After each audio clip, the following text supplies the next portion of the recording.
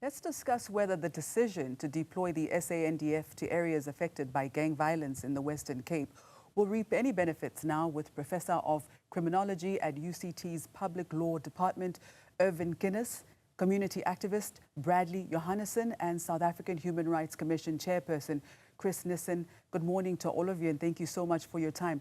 Professor, let me start with you. The President announced during SONA that the SANDF will be deployed to the Western Cape and Gauteng to combat gang violence and illegal mining. What was your immediate reaction when you heard that announcement? When will they ever learn? That was my reaction. Because there's been much research on using the defense force to combat civilian problems like gang violence, when that should be a policing problem. We must get the police right. The defense force is not trained to do investigations, to do proper investigations against gangs and gang members and gang leaders. It has to be the police. We have to get a professional police that can investigate and bring people to court and convict them. Like we've seen in the last a couple of years, big gangs, big organized crime syndicates are in court at the moment because police officers that have gone beyond the bounds of normal duty have put more in. The investigations by people, the former heads of detectives, have led to what we're seeing in court now. So why can't that approach be maintained? Since the army was here in 2019, we've seen the crime rates increase, the murder increase, the levels of violence, the levels of firearms on the streets increasing. So when will they ever learn that the army is not the solution? Now, Bradley, let me come to you. You work on the ground every single day in communities that the President was talking about on Thursday night. Now, when you heard the announcement, what was the immediate reaction from the people you serve? Was it relief? Was it anger? Was it something more complicated than that? I think it's more exactly what our professor said now. When will they learn? When will this ever stop? Bringing the military in is not going to stop the problem. We need to get down and cut the tree down to the root, and that is getting the police jacked up, getting them to a point where they do the investigations without fail and getting them to do their work for what we as taxpayers pay them for. And communities, I think, they're scared because now the army's going to be patrolling around. So now our kids are going to be even more fearful. So I don't know what they're trying to paint here. It's not a pretty picture. Now, Chris, coming to you, the Constitution is very specific about when and how the SANDF can be deployed internally. In Section 201 requires parliamentary oversight, and soldiers operating in civilian spaces are expected to operate within a defined legal framework. So in your assessment, has the President's announcement met that constitutional threshold? And what oversight mechanisms must be in place before a single soldier sets foot in these communities? No, thank you. Good morning to my fellow panelists, Bradley and Prof, and to you as the newsroom raising this issue. Let me first say, before answering your question, it is deploying the SANDF, National Defense Force. It is a token of breaking down the confidence in the South African police services. Because it means to the ordinary women and men, and even to the women and men in blue in the police, that there's no confidence in them. And therefore, we need to bring an outside force to help them to what they need to do. Secondly, if we take, we can talk about Gauteng, we can talk about Tegweni, we can talk about Gqeberha, we can talk about Cape Town, but let's take Cape Town. In Cape Town, you have how many resources here? You've got the Metro Police, you've got the City Police, so much money. If you just count the amount of billions of rand spent, and then you ask yourself, why are they not optimally used to combat crime and gangsterism in this province, in this Cape Flats? So coming to your question, so I wanted to park that for a moment, because I think it's very important that we need to talk about Why do you take extra resources that needs to be on our border, as the president said, to make sure that our border is secured and so on? We respect the president's decision, but however, we are saying that there is enough resources, but do not, put here another resource that will bring down the morale of the police here in the Western Cape, because they will feel, what are we then to do? You bring other people to do our work. I think the most important thing is how do we, what Bradley and Irvin is saying, how do we engage the communities so we can change human behavior? And how do we take the South African Police Service and say, how do you interact and have social policing for people to understand what is your role, etc.? I'll come to that. On your question, yes, you are right. There are constitutional issues here, because, you deploy an army in a state of emergency. And we've seen that in the past, and we've seen it, we've learned from it. I mean, I come from the state of the emergency. 40 years ago, we saw the devastating effects of what the army have. We saw in COVID the devastating effects that they had. It does not instill confidence in the citizens of our environment. It does not, because it comes with fear. It comes with almost like, we are here to teach you a lesson. And the people that are the victims are not the criminals, are not the gang leaders, are not those, are the ordinary people, because they'll be stopped and searched and they'll be humiliated, as we've seen in the past. And that is the question that Prof asked, can we not learn from the past? Now, speaking of the past, Professor Kinnes, back in January of 2020, when the SANDF was deployed to the Cape Flats under Operation Prosper, you were on record predicting that the Army's deployment would not result in a reduction of gang-related crimes on the Cape Flats. 6 years later, President Ramaphosa, as you've said, has made the same call again, as we've seen. In a nutshell, do you stand by that prediction? Yes, I do. I think that it was 2019, really, when Operation Prosper happened. I think that we've left it too late. When we advise politicians to take different measures, it's very hard and difficult work to work with communities, but they've abandoned that idea to bring our communities closer and to support the work that the police do. I don't understand why the policing agencies, all of them, are not drawing the community police forums and the neighborhood watches and those citizens who really want to assist around crime, why they're not drawing them closer, and why they're not drawing the private security sector closer, because that's a force multiplier when it comes to intelligence. If you deploy the army is supposed to send recce into the area they want to dominate and the area they want to control, because they're going to put static patrols there. There is a philosophy about how the army operates in any area. So there's a lot of planning. They must do their own intelligence, and they have to share that intelligence. The army doesn't easily share their intelligence. In 2019, it wasn't public knowledge, but they had fights with each other about what it was that they were seeing. The police saw something different and the army saw something different. They have different methods. And so I wonder if we're going to see the same thing and the repetition that we've had in 2019.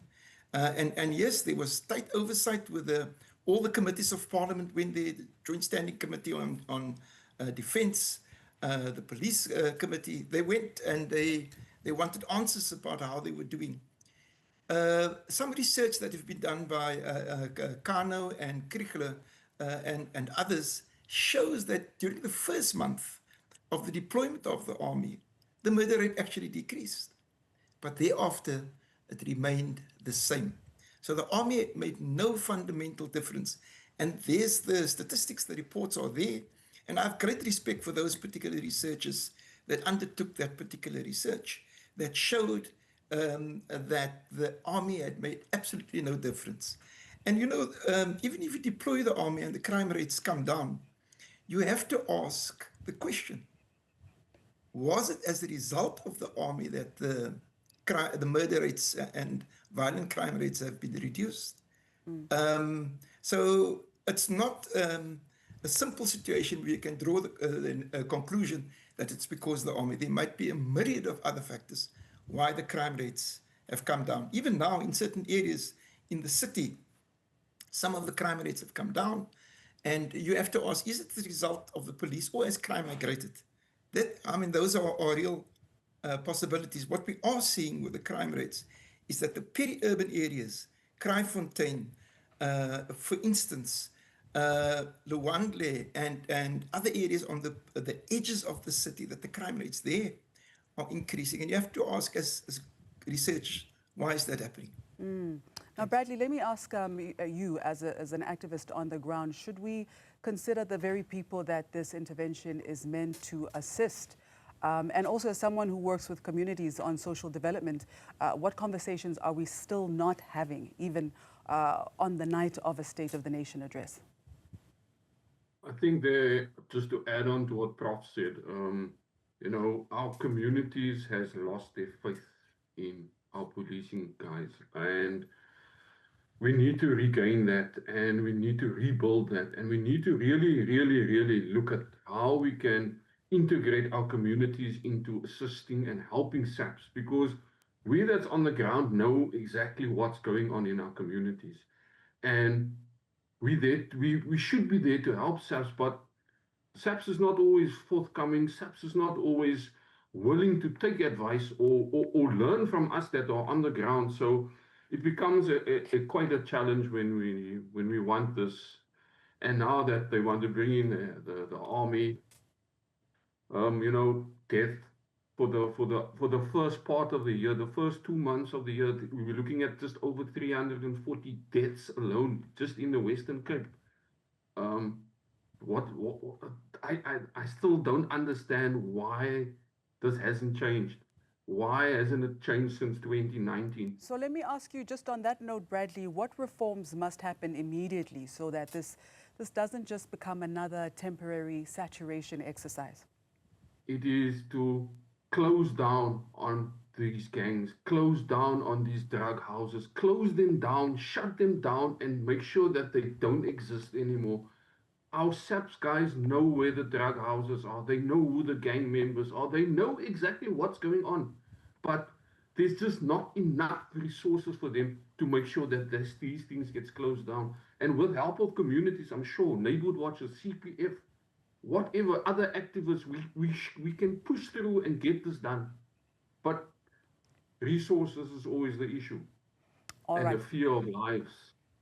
Continuing with reactions on SONA, and this morning in particular, we're reflecting on the president's statement, or rather announcement, of a deployment of the army to the Western Cape and Gauteng to combat gang-related violence as well as illegal mining. And I'm joined by my panel here, Professor Irvin Kinnes of UCT Public Law, Criminology, Bradley Johansson, community activist and founder of the Fivefold Foundation, as well as Chris Nissen, SAHRC chair. All right, gentlemen. So, Bradley, let me come back to you, right? What message do you think this sends to families affected by gender-based violence who feel that their crisis was not treated with the same urgency? Oh, that's a difficult one. But it's a true story. Why not? Why haven't we been looked at? And why haven't we been taken care of? Why haven't we been, all the whys that will come out from this?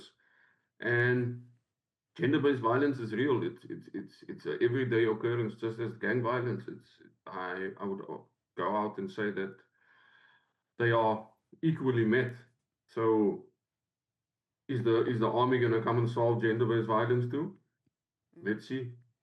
All right, we shall have to wait and see. Chris, now looking at Thursday night SONA, did our government demonstrate that it understands the human rights dimensions of the safety crisis facing South Africans, or did it offer a military solution to a constitutional problem? There can be no military solution to what people are facing on the ground. First of all, we need to ensure there is enough resources. And where I said, when I look at Cape Town, when I look at Gauteng, there are enough resources, there are enough agencies, even private sectors coming into it.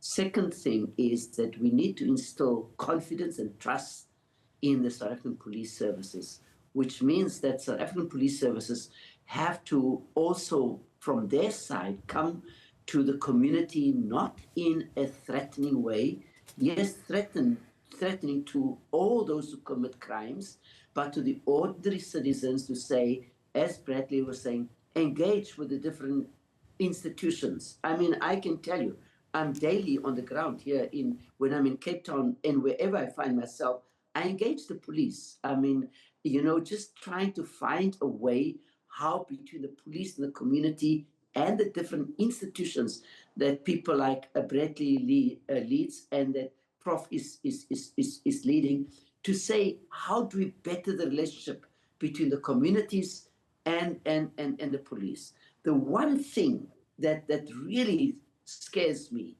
is the fact that, when something happens, all those murders, people are afraid to come to the fore and give evidence or and testify because they will be hunted down. And this is where the NPA has got a problem. It cannot successfully prosecute because of the lack of evidence. And so also we need to talk to our communities.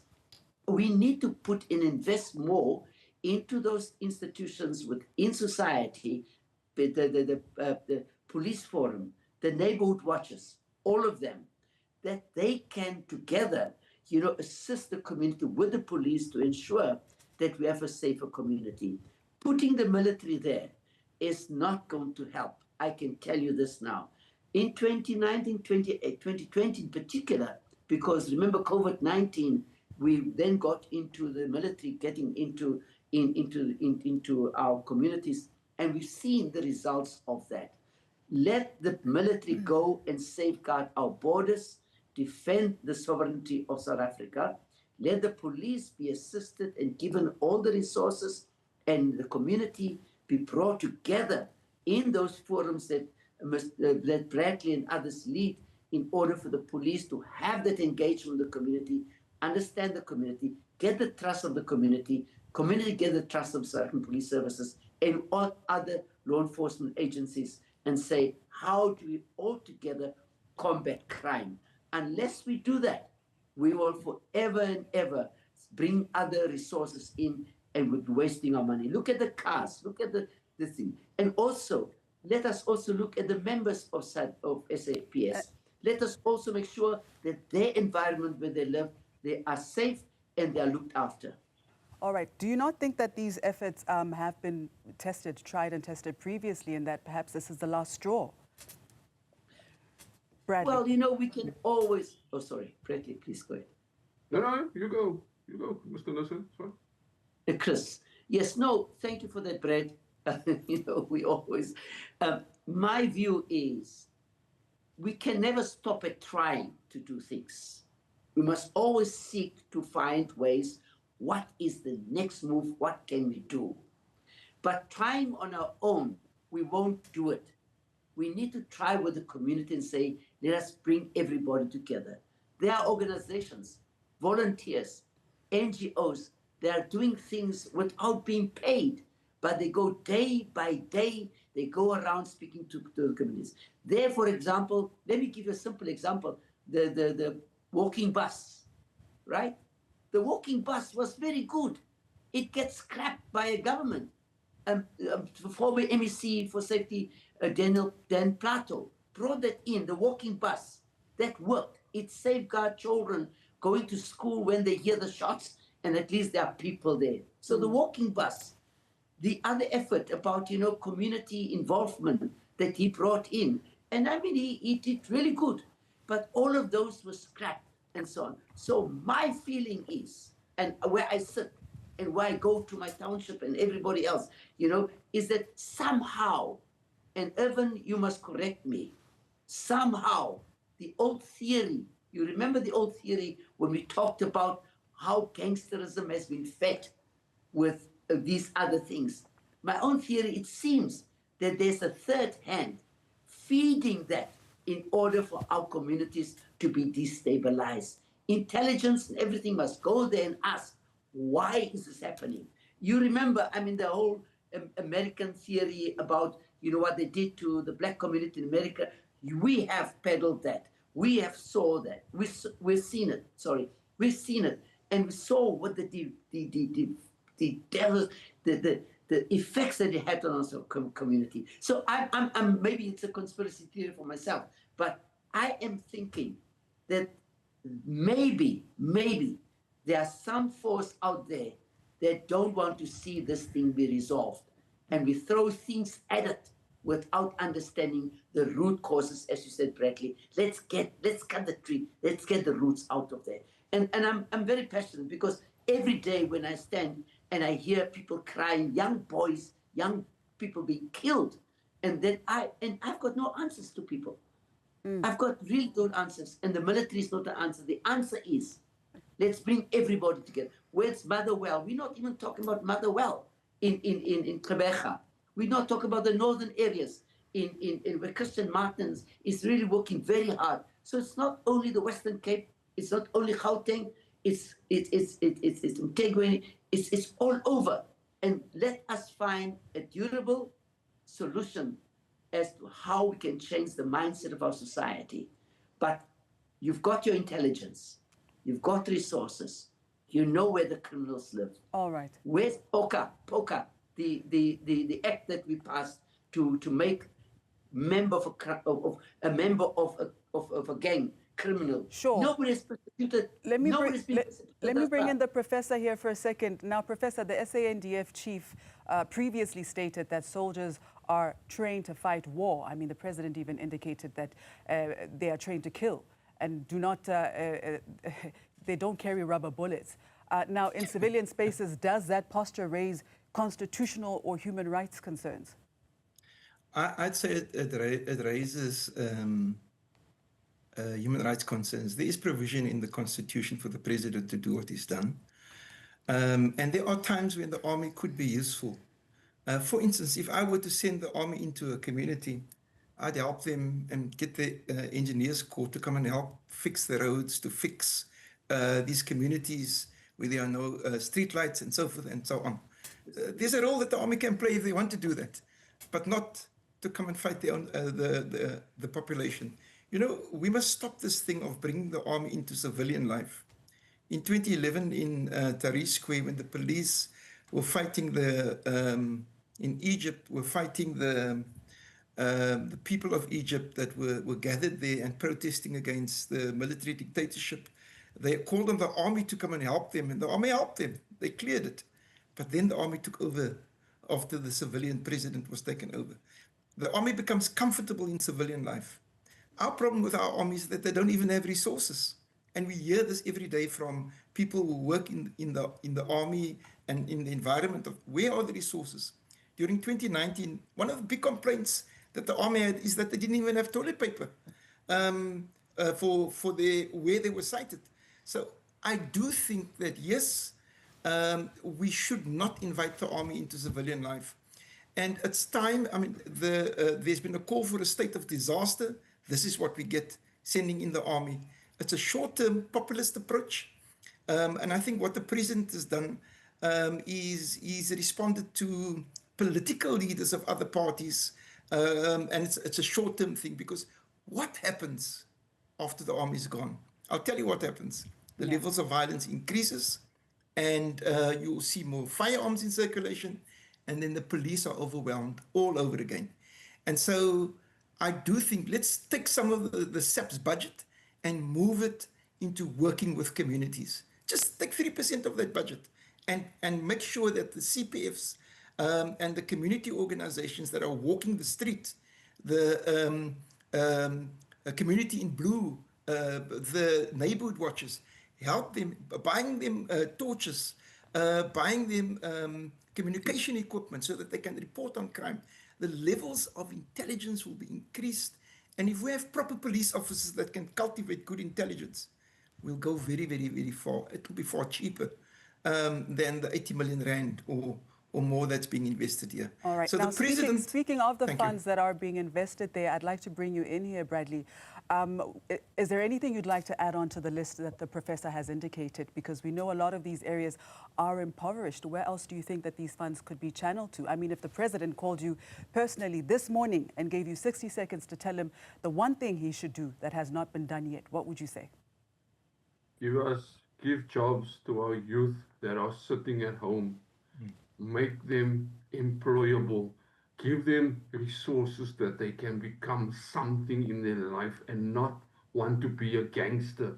Because that is all that our youth look at. Because that is the role model they see out there. There's better and bigger things out there. So give me that 80 million and let's work it that we can uplift our communities. Simple. All right, there we have it, simple as that. And as we close, Chris, I'd like to bring you in here to ask you the exact same question. Yeah, well, Bradley said it.